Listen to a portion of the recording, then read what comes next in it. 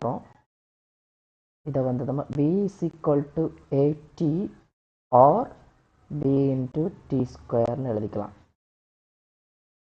So since நம்ம find out பண்ண போகிறது b into t ஸ்கொயர் ஆனதால் we can write b is equal to b into t square. So இதை நம்ம வந்து இதோட டைமென்ஷன்ஸ் கண்டுபிடிக்கலாம்.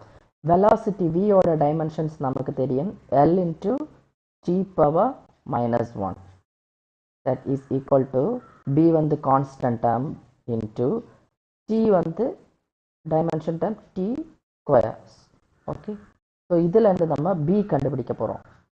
b is equal to l into t power minus 1. இந்த t ஸ்கொயர் வந்து denominatorல வந்துடும். ஸோ இதோட ஆன்சர் இந்த t ஸ்கொயர் வந்து நம்ம நியூமரேட்டரில் கொண்டு போனோம்னா t power minus 2 ஆயிரும். So l into t power minus 3. This is the answer.